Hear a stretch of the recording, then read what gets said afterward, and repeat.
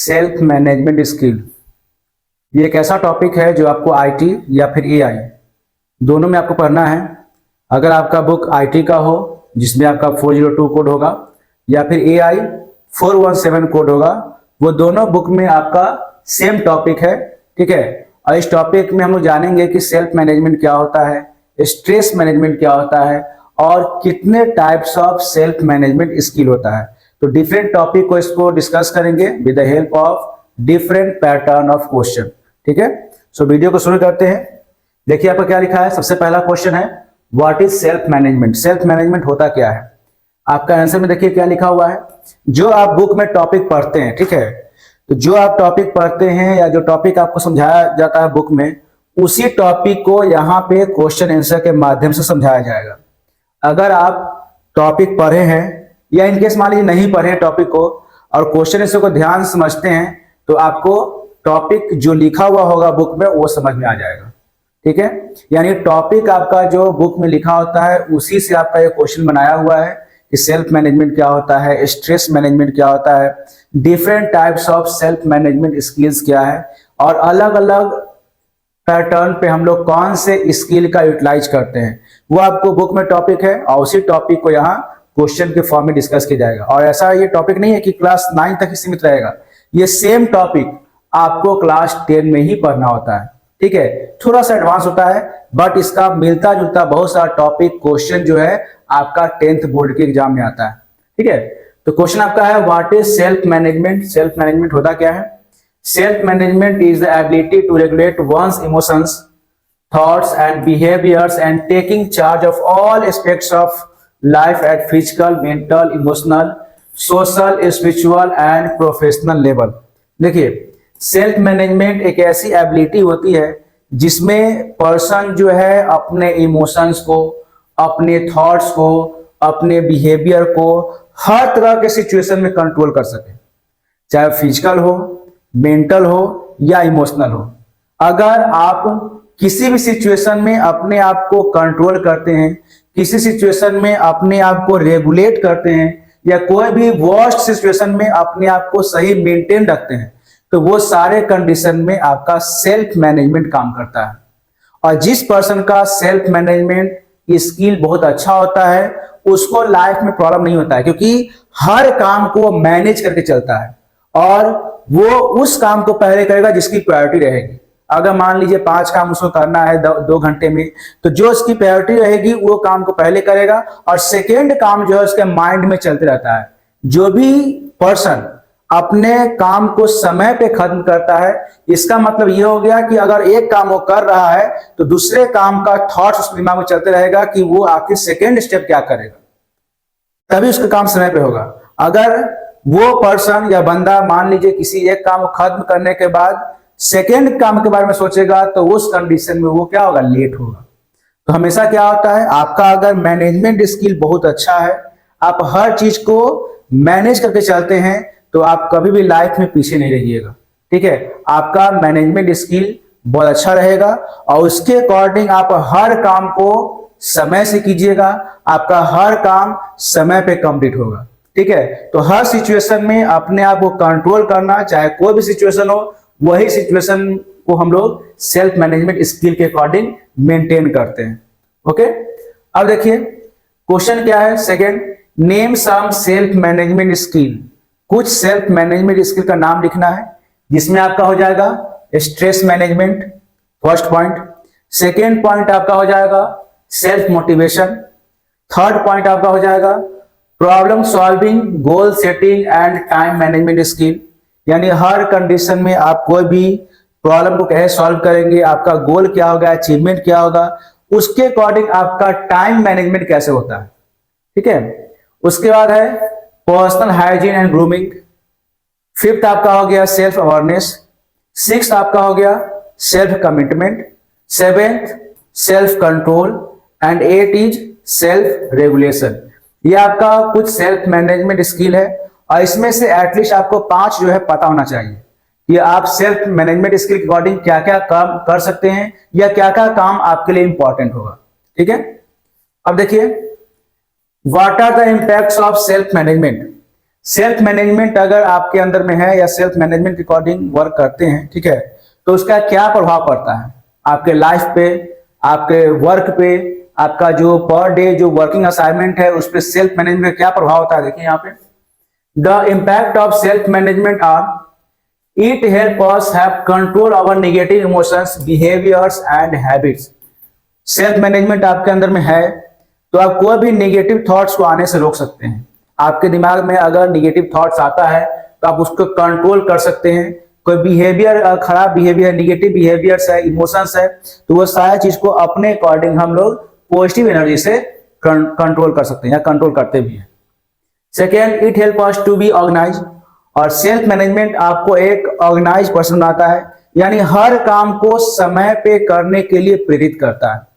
आप हर काम को, अगर आप किसी काम को सही पे करने के लिए सीख जाएं या आप टाइम को मैनेज करना सीख जाएंगे तो आपका हर काम समय पे ही खत्म होगा, ठीक है। उसके बाद third, it help us to take ownership of our efforts, action and work.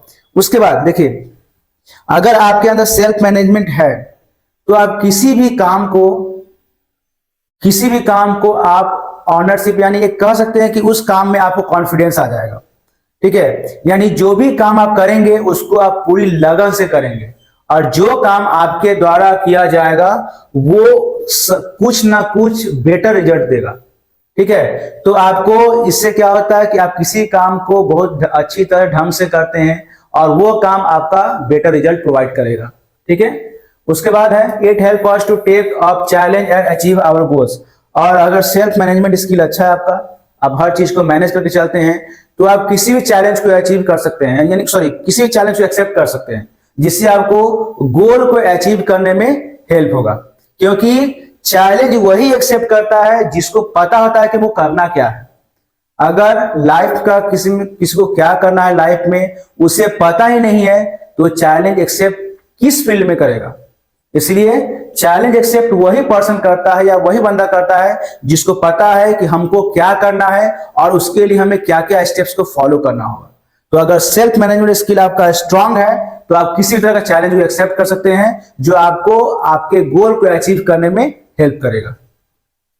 उसके बाद आपका देखिए, क्वेश्चन 4 है, define strength and weakness, why it is important to know on strength and weakness. देखिए, हर पर्सन के अंदर में स्ट्रेंथ होता है, वीकनेस होता है, ठीक है। हर आदमी को अपना वीकनेस और अपना स्ट्रेंथ मालूम होना चाहिए। तो वही क्वेश्चन है कि स्ट्रेंथ और वीकनेस होता क्या है और हमें अपना स्ट्रेंथ और वीकनेस जानने की क्यों जरूरत है, क्यों हमें अपना स्ट्रेंथ और वीकनेस मालूम होना चाहिए। देखिए, strength is the quality which one is good at and weakness is the area hold us back and don't let to perform as our true potential. देखिए, स्ट्रेंथ क्या होता है? स्ट्रेंथ वही चीज हो गया, वही क्वालिटी हो गया जिसमें आप किसी काम को बहुत अच्छे ढंग से करते हैं, वो आपका स्ट्रेंथ हो गया। और वीकनेस क्या हो गया? किसी काम को करेंगे और आपके मन में हेजिटेशन आएगा कि हम जो काम कर रहे हो सही या गलत है, आपको हमेशा डाउट रहेगा कि हम जो कर रहे हो गलत हो जाएगा, वो आपका वीकनेस कहलाएगा।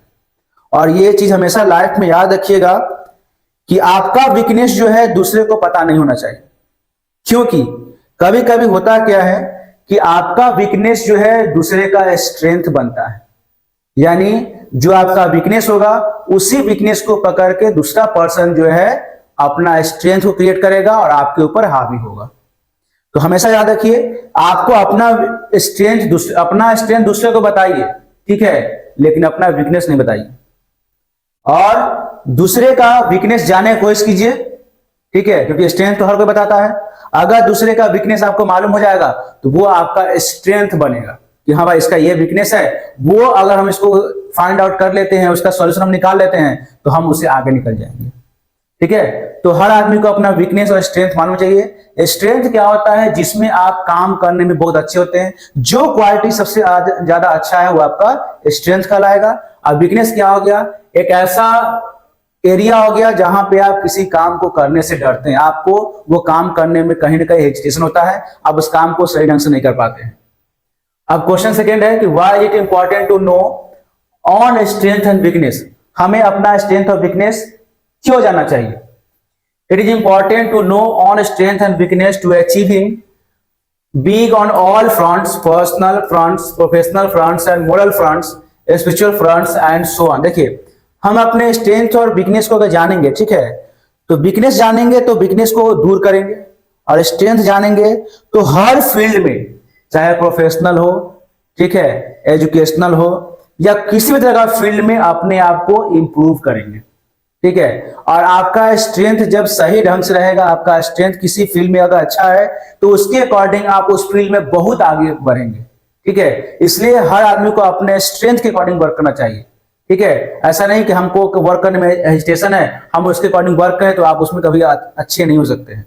तो हमेशा जो आपका क्वालिटी है, जो आपका गुड स्ट्रेंथ है, उसके अकॉर्डिंग काम करना चाहिए। और हर आदमी को अपना पर्सनल फ्रंट होता है अपने बारे में जानने के लिए, यानी अपना कुछ निखार करना है, अपना प्रोफेशनल कुछ आगे बढ़ाना है, अपना कोई भी मोरल फ्रंट आगे करना है, मोरल फ्रंट को रिप्रेजेंट करना है, तो सब कंडीशन में आपका स्ट्रेंथ जो है वो बहुत हेल्प करता है, ठीक है। अब देखिए क्वेश्चन है, define ability and interest. Ability और इंटरेस्ट में क्या डिफरेंस है, and why it important for you to know on about your interest and ability.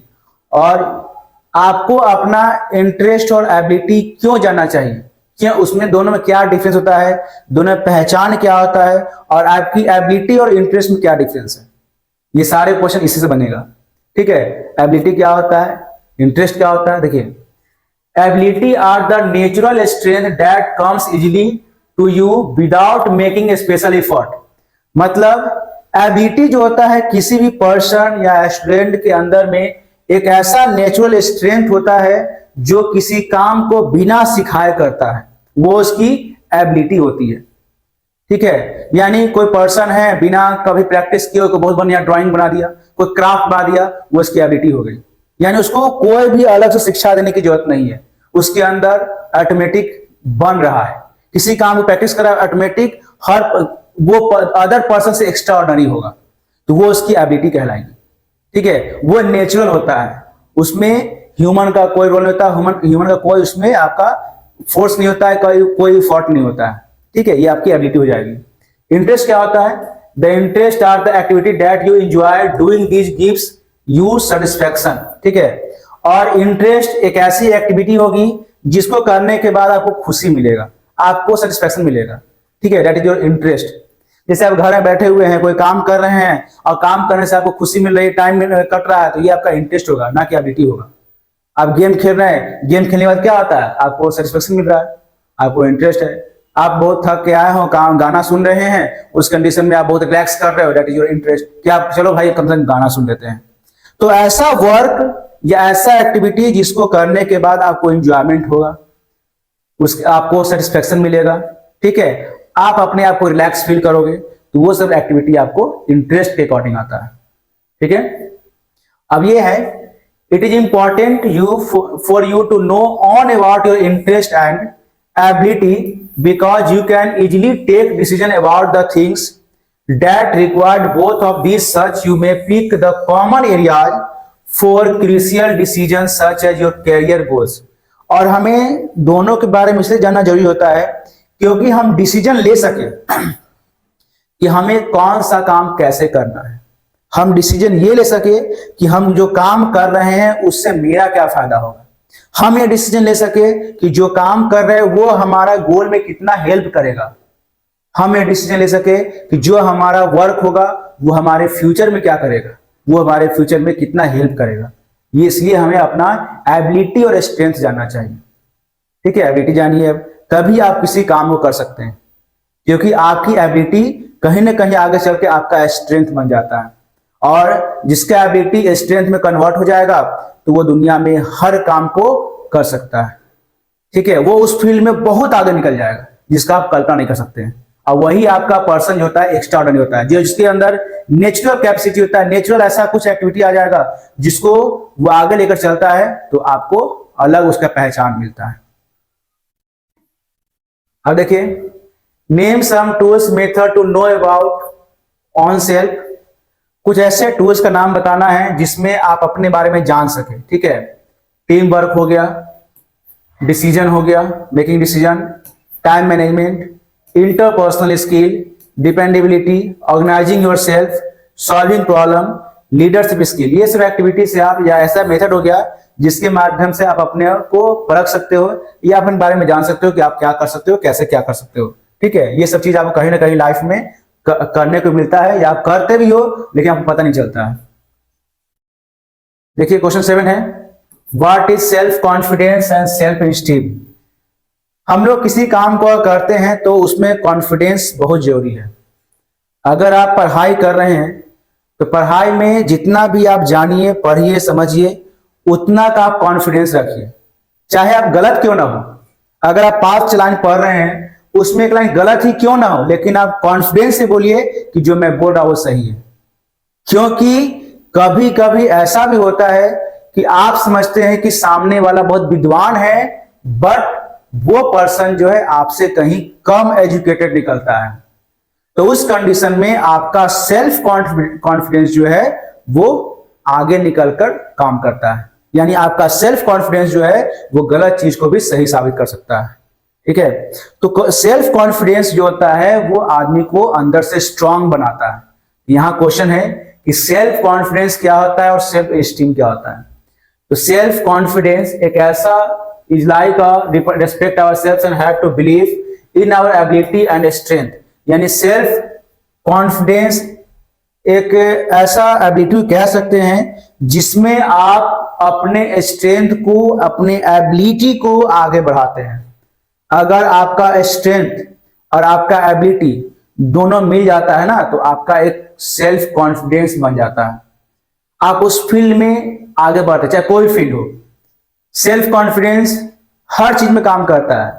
और सेल्फ कॉन्फिडेंस कब काम करेगा? जब उसके बारे में आप बहुत ही स्ट्रेंथफुल हो, आपको उसके बारे में प्रॉपर जानकारी हो, तभी आप सेल्फ कॉन्फिडेंस या तभी आपके अंदर सेल्फ कॉन्फिडेंस इनहैंस होता है। और जिसको स्ट्रेंथ की कमी होगी, जिसको स्किल का कमी होगा, उसके अंदर कभी भी आपका सेल्फ कॉन्फिडेंस नहीं बढ़ेगा। ठीक है, बहुत सारे स्टूडेंट होता है क्या है कि हम जो बोल रहे हैं गलत होगा तो सामने वाला क्या कहेगा। सबसे पहली बात यह समझ लीजिए कि जब गलत होगा तभी सही होगा। ऐसा नहीं है कि बहुत लोग क्या करते हैं कि गलत होने के डर से सही बात को नहीं बोलते हैं। जब आप बोलिएगा तभी पता चलेगा सामने वाले को कि आप सही है या गलत है। इसीलिए अपने सेल्फ कॉन्फिडेंस को इंप्रूव करने के लिए जो आपको आता है, जैसे आता है वैसे आप उसको रिप्रेजेंट कीजिए। एक बार आपको हेजिटेशन होगा, 2 बार हेजिटेशन होगा, 3 बार होगा, एंड एक बार ऐसा आएगा कि आप हर बातों को सेल्फ कॉन्फिडेंस के अकॉर्डिंग बोल सकते हैं। आपके अंदर एक ऐसा अनुभव हो जाएगा, एक ऐसी एबिलिटी आ जाएगी जिससे आप हर चीज को दूसरे के सामने रिप्रेजेंट कर सकते हैं।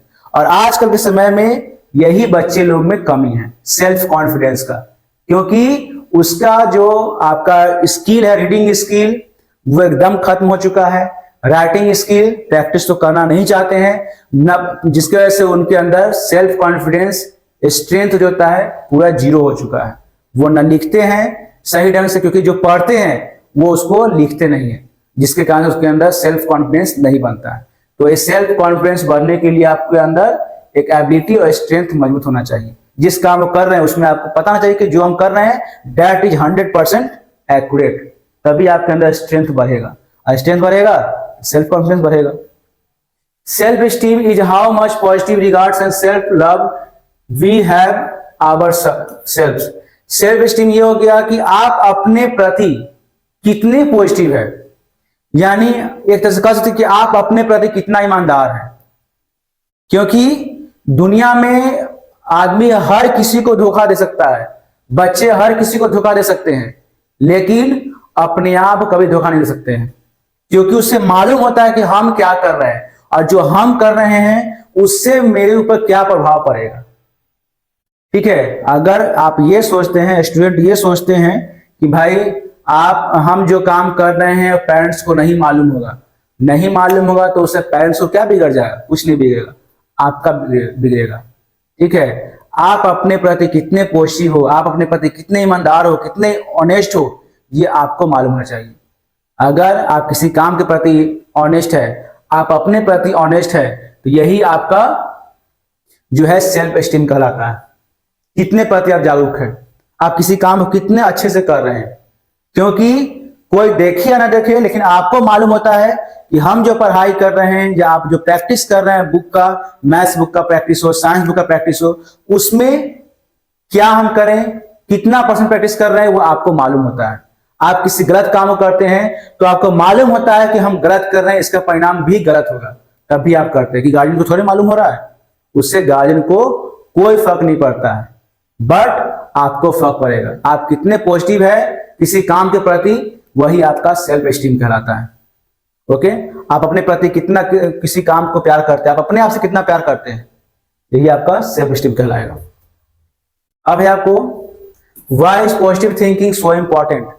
पॉजिटिव थिंकिंग क्यों इंपॉर्टेंट है? क्योंकि जैसा आप सोचिएगा ना, उसके अकॉर्डिंग ही बनिएगा, क्योंकि आदमी उसके अकॉर्डिंग वर्क करना शुरू करता है। Why is positive thinking so important? It gives a positive approach that looks towards life challenge with a positive outlook or find positivity in everything happening around even if it appears as not so positive। देखिए, जैसा सोचिएगा वैसे ही बनिएगा, वही इसका statement का मतलब यहाँ पे कि अगर आपका पॉजिटिव अप्रोच है, पॉजिटिव थिंकिंग है, तो आपको लाइफ में हर चीज पॉजिटिव दिखेगा, हर चीज को आप पॉजिटिव रूप में लीजिएगा, आप चैलेंज भी पॉजिटिव रूप में लीजिएगा, आप किसी काम को पॉजिटिव वे में कीजिएगा। ठीक है, इसलिए आपका पॉजिटिव थिंकिंग बहुत जरूरी है। और हर जगह अगर पॉजिटिव नहीं रहिएगा तो आपका जहां भी निगेटिव थॉट आएगा वो काम बिगड़ना शुरू हो जाएगा। कभी कभी बच्चा लोग ये भी सोचता है कि सर हम तो हमेशा अच्छा करना चाहते हैं लेकिन गलत ही हो जाता है, हम क्या करें? क्योंकि आपके मन में कहीं ना कहीं डाउट्स है, ठीक है, कि हम जो कर रहे हैं वो सही है गलत है। तो जहां भी डाउट आपके माइंड में आया, इसका मतलब ये हो गया कि आप उस काम के प्रति कहीं ना कहीं कुछ ना कुछ कमी रह गया है। ठीक है, तभी आपके अंदर डाउट आता है। अगर डाउट जिस समय आए उसी समय डाउट को क्लियर कीजिए। अगर डाउट को क्लियर करते हैं ना तो आपका सेल्फ कॉन्फिडेंस बढ़ेगा। ठीक है, आपके अंदर पॉजिटिव थिंकिंग आएगी। आप पॉजिटिव थिंकिंग आएगी तो आप किसी काम को आसानी से कर सकते हैं। इसलिए पॉजिटिव थिंकिंग बहुत जरूरी है किसी भी काम को करने के लिए। ठीक है, अगर आप पॉजिटिव थिंकिंग रखते हैं तो आपका हर चीज पॉजिटिव दिखाई देगा। अब क्या है, list some tips for positive thinking.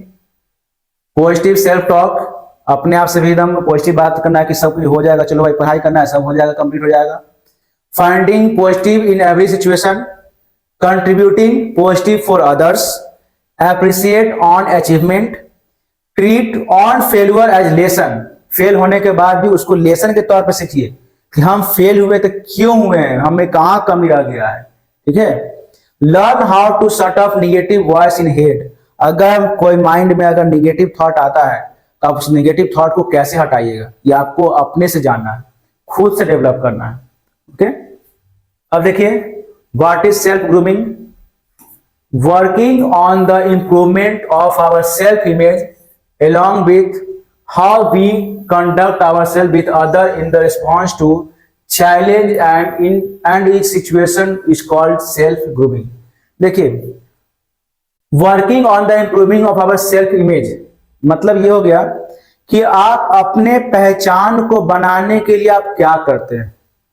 आप किसी काम को कर रहे हैं, ठीक है, और आपका काम जो है दूसरे के सामने क्या इमेज बनाएगा।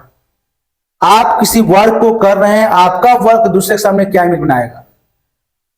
आप किसी काम को ऐसे कर रहे हैं जैसे उसका रिजल्ट कुछ आएगा, तो उस रिजल्ट के अकॉर्डिंग आपका इमेज क्या बनेगा, यही आपका सेल्फ ग्रूमिंग होता है। यानी अपना इमेज को इंप्रूव करना, अपना इमेज को इनहेंस करना, अपने आप को रिप्रेजेंट करना, ये आपका सेल्फ ग्रूमिंग कहलाता है। वही आपका लिखा हुआ है, working on the improvement of our self image along with how we conduct our self with others. हम अपने आप को कैसे दूसरों के सामने रिप्रेजेंट करें कि हमारा इमेज जो है दूसरों के सामने अच्छा बने, पॉजिटिव बने। ठीक है, और उसका रिस्पांस जो होगा मुझे अच्छा मिले, जिसके कारण हम हर तरह का चैलेंज को एक्सेप्ट करें, हर तरह का चैलेंज को फेस कर सके। ठीक है, अब क्या है, व्हाट इज अकाउंटेबिलिटी? अकाउंटेबिलिटी मतलब होता है जवाब दे, एक तरह से कह सकते हैं हिंदी में। ठीक है, तो accountability means on up and being responsible for what you do and are able to give satisfactory reason for it. यानी किसी काम को कितने ईमानदारी से आप करते हैं, कितना रिस्पॉन्सिबिलिटी के साथ करते हैं, दैट योर अकाउंटेबिलिटी। जवाबदेह जिसको हम लोग कहते हैं। अगर आप कोई काम कर रहे हैं तो उस काम के लिए रिस्पॉन्सिबल आप है, ठीक है, वही चीज आपको दिया हुआ है।